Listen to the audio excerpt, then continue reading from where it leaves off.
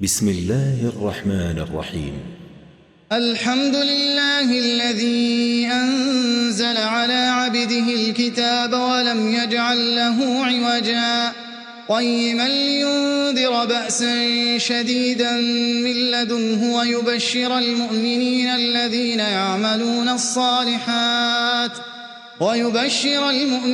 الذين يعملون الصالحات أن لهم أجرا حسنا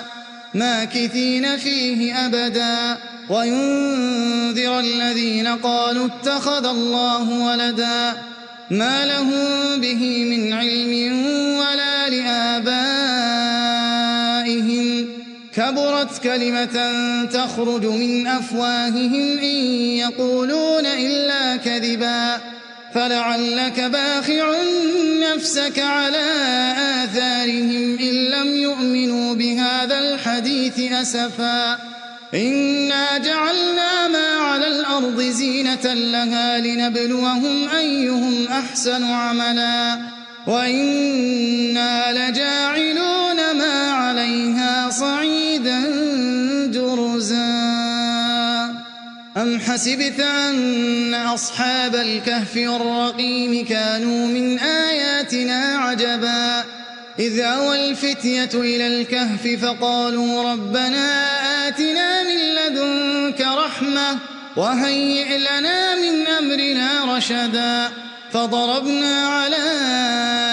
آذانهم في الكهف سنين عددا ثم بعثناهم لنعلم أي الحزبين أحصى لما لبثوا أمدا نحن نقص عليك نبأهم بالحق إنهم فتية آمنوا بربهم وزدناهم هدى وربطنا على قلوبهم إذ قاموا فقالوا ربنا رب السماوات والأرض لن ندعو من دونه إلها لقد قلنا إذا شططا هؤلاء قومنا اتخذوا من دونه آلهة لولا يأتون عليهم بسلطان بين فمن أظلم ممن افترى على الله كذبا وإذ اعتزلتموهم وما يعبدون إلا الله فأووا إلى الكهف ينشر لكم ربكم من رحمته ويهيئ لكم من أمركم مرفقا وترى الشمس إذا طلعت تزاور عن كهفهم ذات اليمين وإذا غربت تقرضهم ذات الشمال وهم في فجوة منه ذلك من آيات الله من يهد الله فهو المهتد ومن يضلل فلن تجد له وليا مرشدا وتحسبهم أيقاظا وهم رقود ونقلبهم ذات اليمين وذات الشمال وكلبهم باسط ذراعيه بالوصيد لو اطلعت عليهم لوليت منهم فرارا ولملئت منهم رعبا وكذلك بعثناهم ليتساءلوا بينهم قال قائل منهم كم لبثتم قالوا لبثنا يوما أو بعض يوم قالوا ربكم أعلم بما لبثتم فابعثوا أحدكم بورقكم هذه إلى المدينة فلينظر أيها أزكى طعاما فليأتكم برزق منه وليتلطف ولا يشعرن بكم أحدا إنهم إن يظهروا عليكم يرجموكم أو يعيدوكم في ملتهم ولن تفلحوا إذن أبدا وكذلك أعثرنا عليهم ليعلموا أن وعد الله حق وأن الساعة لا ريب فيها إذ يتنازعون بينهم أمرهم فقالوا ابنوا عليهم بنيانا ربهم أعلم بهم قال الذين غلبوا على أمرهم لنتخذن عليهم مسجدا سيقولون ثلاثة رابعهم كلبهم ويقولون خمسة سادسهم كلبهم رجما بالغيب ويقولون سبعة وثامنهم كلبهم قل ربي أعلم بعدتهم ما يعلمهم إلا قليل فلا تمار فيهم إلا مراء ظاهرا ولا تستفت فيهم منهم أحدا ولا تقولن لشيء إني فاعل ذلك غدا إلا أن يشاء الله واذكر ربك إذا نسيت وقل عسى أن يهديني ربي لأقرب من هذا رشدا ولبثوا في كهفهم 300 سنين وازدادوا 9 قل الله أعلم بما لبثوا له غيب السماوات والأرض أبصر به وأسمع ما لهم من دونه من ولي ولا يشرك في حكمه أحدا واتل ما أوحي إليك من كتاب ربك لا مبدل لكلماته ولن تجد من دونه ملتحدا واصبر نفسك مع الذين يدعون ربهم بالغداة والعشي يريدون وجهه ولا تعد عيناك عنهم تريد زينة الحياة الدنيا ولا تطع من أغفلنا قلبه عن ذكرنا واتبع هواه وكان أمره فرطا وقل الحق من ربكم فمن شاء فليؤمن ومن شاء فليكفر إنا أعتدنا للظالمين نارا أحاط بهم سرادقها وإن يستغيثوا يغاثوا بماء كالمهل يشوي الوجوه بئس الشراب وساءت مرتفقا إن الذين آمنوا وعملوا الصالحات إنا لا نضيع أجر من أحسن عملا أولئك لهم جنات عدن تجري من تحتهم الأنهار يحلون فيها من أساور من ذهب ويلبسون ثيابا خضرا من سندس واستبرق متكئين فيها على الأرائك نعم الثواب وحسنت مرتفقا واضرب لهم مثل الرجلين جعلنا لأحدهما جنتين من أعناب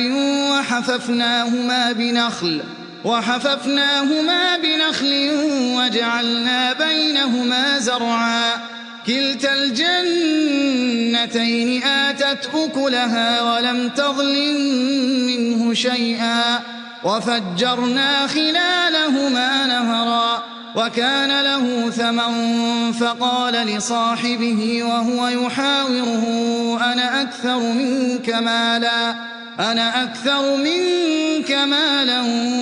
وأعز نفرا ودخل جنته وهو ظالم لنفسه قال ما أظن أن تبيد هذه أبدا وما أظن الساعة قائمة ولئن رددت إلى ربي لأجدن خيرا منها منقلبا قال له صاحبه وهو يحاوره أكفرت بالذي خلقك أكفرت بالذي خلقك من تراب ثم من نطفة ثم سواك رجلا لكن هو الله ربي ولا أشرك بربي أحدا ولولا إذ دخلت جنتك قلت ما شاء الله لا قوة إلا بالله إن ترني أنا أقل منك مالا وولدا فعسى ربي أن يؤتيني خيرا من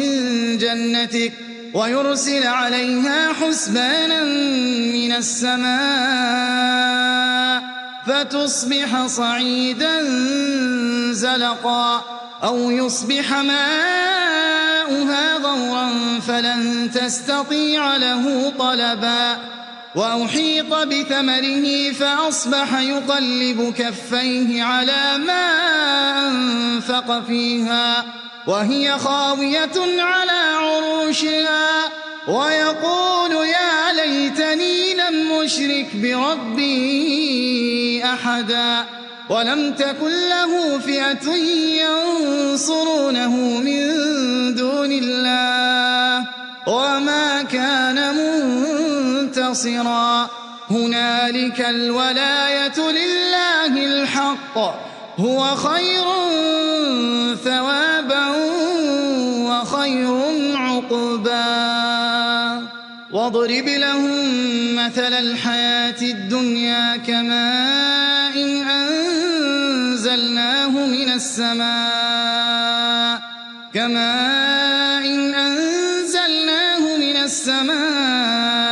فاختلط به نبات الأرض فأصبح هشيما تذروه الرياح وكان الله على كل شيء مقتدرا المال والبنون زينة الحياة الدنيا والباقيات الصالحات خير عند ربك ثوابا وخير أملا ويوم نسير الجبال وترى الأرض بارزة وحشرناهم فلم نغادر منهم أحدا وعرضوا على ربك صفا لقد جئتمونا كما خلقناكم أول مرة بل زعمتم أن لن نجعل لكم موعدا ووضع الكتاب فترى المجرمين مشفقين مما فيه ويقولون يا ويلتنا ما لهذا الكتاب لا يغادر صغيرة ولا كبيرة إلا أحصاها ووجدوا ما عملوا حاضرا ولا يظلم ربك أحدا وإذ قلنا للملائكة اسجدوا لآدم فسجدوا إلا إبليس كان من الجن ففسق عن أمر ربه أفتتخذونه وذريته أولياء من دوني وهم لكم عدو بئس للظالمين بدلا ما أشهدتهم خلق السماوات والأرض ولا خلق أنفسهم وما كنت متخذ المضلين عضدا ويوم يقول نادوا شركائي الذين زعمتم فدعوهم فلم يستجيبوا لهم وجعلنا بينهم موبقا ورأى المجرمون النار فظنوا أنهم مواقعوها ولم يجدوا عنها مصرفا ولقد صرفنا في هذا القرآن للناس من كل مثل وكان الإنسان أكثر شيء جدلا وما منع الناس أن يؤمنوا إذ جاءهم الهدى ويستغفروا ربهم إلا أن تأتيهم سُنَّةُ الْأَوَّلِينَ أَوْ يَأْتِيَهُمُ الْعَذَابُ قُبُلًا وَمَا نُرْسِلُ الْمُرْسَلِينَ إِلَّا مُبَشِّرِينَ وَمُنذِرِينَ وَيُجَادِلُ الَّذِينَ كَفَرُوا بِالْبَاطِلِ لِيُدْحِضُوا بِهِ الْحَقَّ وَاتَّخَذُوا آيَاتِي وَمَا أُنذِرُوا هُزُوًا وَمَنْ أَظْلَمُ مِمَّن ذُكِّرَ بِآيَاتِ رَبِّهِ فَأَعْرَضَ عَنْهَا ونسي ما قدمت يداه إنا جعلنا على قلوبهم أكنة أن يفقهوه وفي آذانهم وقرا وإن تدعهم إلى الهدى فلن يهتدوا إذن أبدا وربك الغفور ذو الرحمة لو يؤاخذهم بما كسبوا لعجل لهم العذاب بل لهم موعد لن يجدوا من دونه موئلا وتلك القرى أهلكناهم لما ظلموا وجعلنا لمهلكهم موعدا وإذ قال موسى لفتاه لا أبرح حتى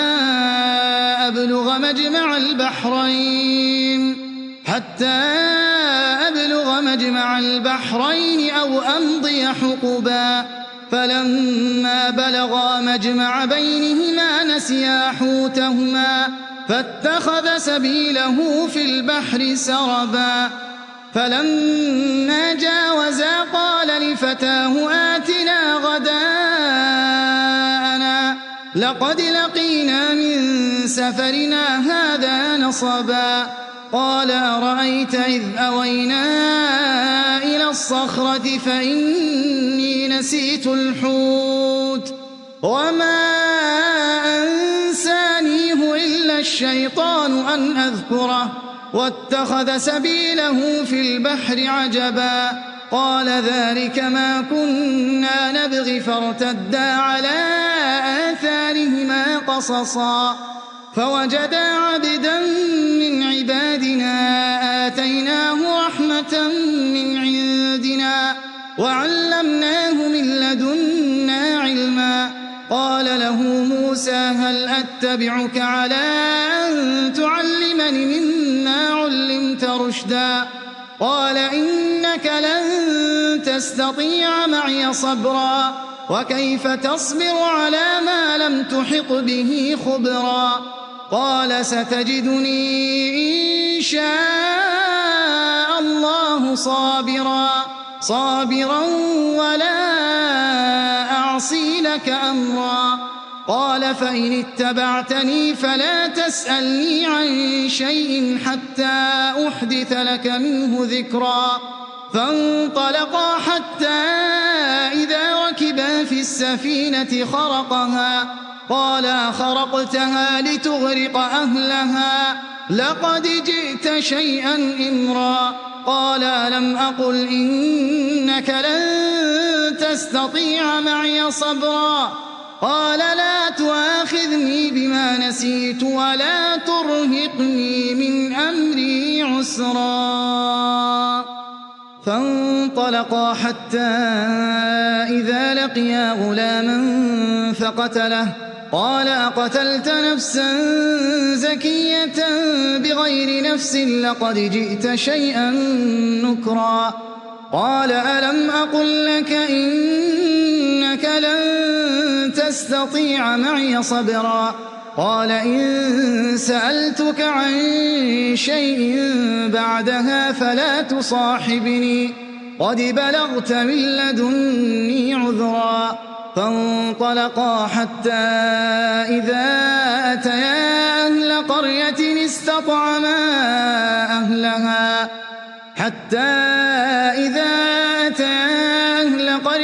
استطعما أهلها فأبوا أن يضيفوهما فوجدا فيها جدارا يريد أن ينقض فأقامه قال لو شئت لاتخذت عليه أجرا قال هذا فراق بيني وبينك سأنبئك بتأويل ما لم تستطع عليه صبرا أما السفينة فكانت لمساكين يعملون في البحر فأردت أن أعيبها وكان وراءهم ملك يأخذ كل سفينة غصبا وأما الغلام فكان أبواه مؤمنين فخشينا أن يرهقهما طغيانا وكفرا فأردنا أن يبدلهما ربهما خيرا منه زكاة وأقرب رحما وأما الجدار فكان لغلامين يتيمين في المدينة وكان تحته كنز لهما وكان أبوهما صالحا فأراد ربك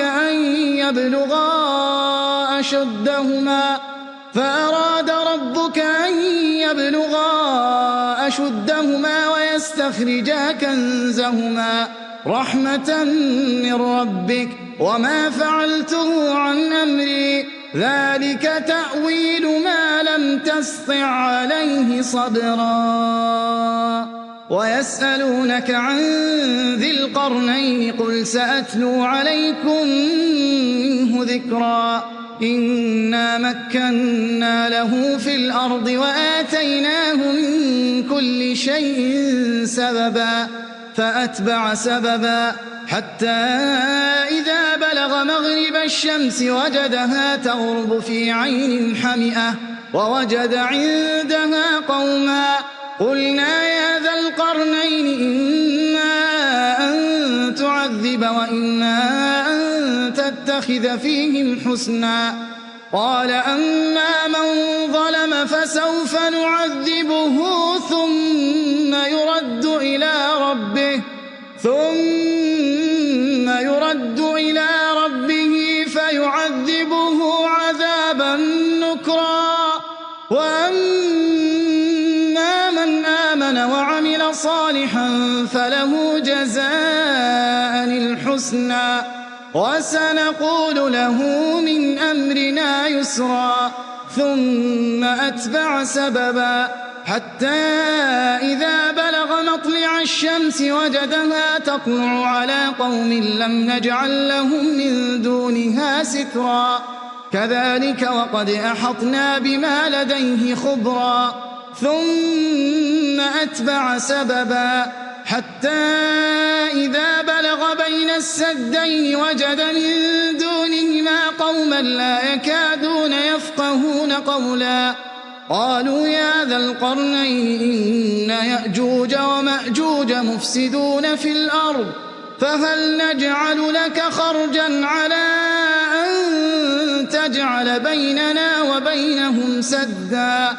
قال ما مكني فيه ربي خير فأعينوني بقوة أجعل بينكم وبينهم ردما آتوني زبر الحديد حتى إذا ساوى بين الصدفين قال انفخوا حتى إذا جعله نارا قال آتوني أفرغ عليه قطرا فما استطاعوا أن يظهروه وما استطاعوا له نقبا قال هذا رحمة من ربي فإذا جاء وعد ربي جعله دكا وكان وعد ربي حقا وتركنا بعضهم يومئذ يموج في بعض ونفخ في الصور فجمعناهم جمعا وعرضنا جهنم يومئذ للكافرين عرضا الذين كانت أعينهم في غطاء عن ذكري وكانوا لا يستطيعون سمعا أفحسب الذين كفروا أن يتخذوا عبادي من دوني أولياء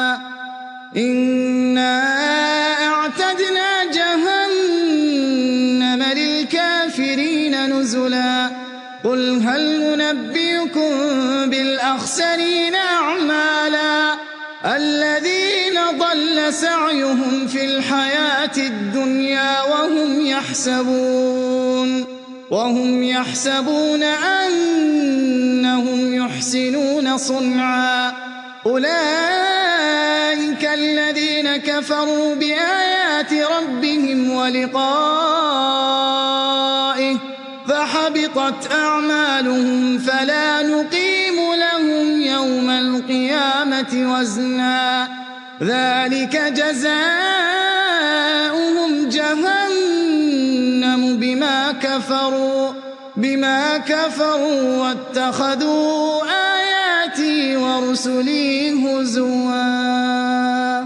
إن الذين آمنوا وعملوا الصالحات كانت لهم جنات الفردوس نزلا خالدين فيها لا يبغون عنها حولا قل لو كان البحر مدادا لكلمات ربي لنفد البحر قبل أن تنفد كلمات ربي ولو جئنا بمثله مددا قل إنما أنا بشر مثلكم يوحى إلي أنما إلهكم إله واحد فمن كان يرجو لقاء ربه فليعمل عملا صالحا ولا يشرك بعبادة ربه أحدا